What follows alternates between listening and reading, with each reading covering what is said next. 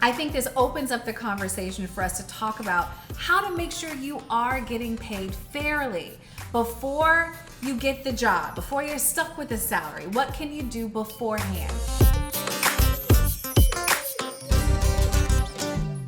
Hey, this is The Reset, and I'm Letitia Barriola. I'm a life and career coach, and I'm here to help you press the reset button on your life and go after your goals with audacity.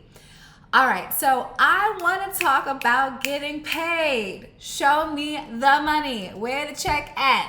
Okay?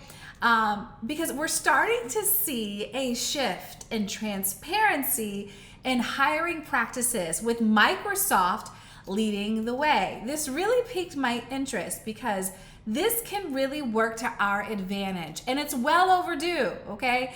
In June, the tech company announced it will be publicly disclosing salary ranges in all of their internal and external job postings. This is across the US.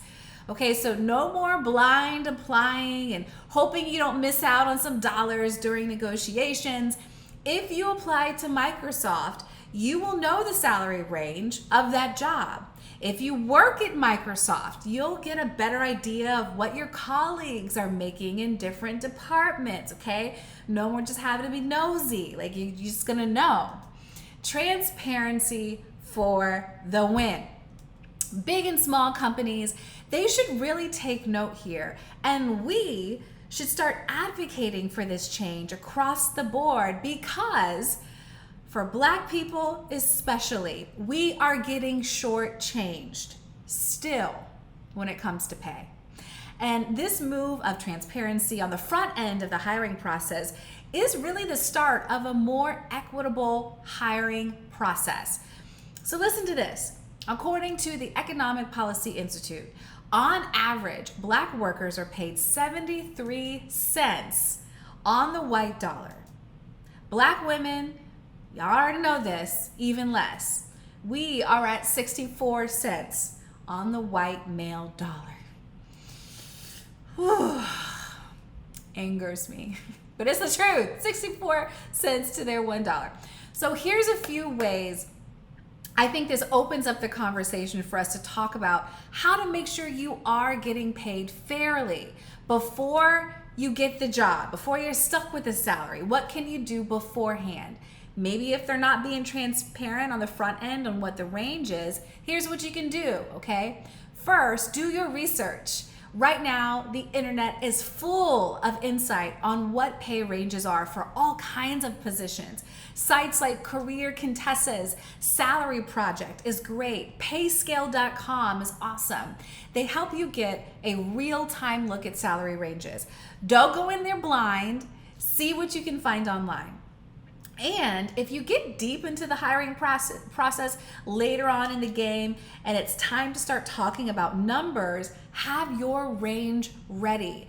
Don't show up not knowing what you think you can get paid there based on your research.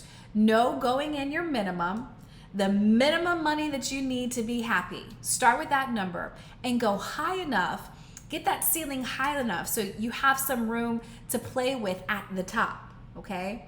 And last, don't forget about perks and benefits. I find as a coach, a lot of my clients sometimes forget about this compensation package and how that can maybe be negotiated for their benefit. Think what you want when it comes to your paid time or your sick days or your paid time off, like your vacation days. Do you want to increase that? Throw in 10 more days if you can't go up on the number. Double my sick days so I don't ever have to dip into my vacation days. Gym memberships, perks like that. Think about that because you know what? There are people in the workplace right now asking for some of this stuff because it's somewhat of an employee market. Like there's some leverage here and they're asking for what they want. So you should too. When it gets to the stage of your interview, don't be afraid to explore that compensation package. At this point, they want to hire you, they want you to work there, and you have to make sure that you're taken care of and to make sure that this job is worth it. Okay, I hope this helps.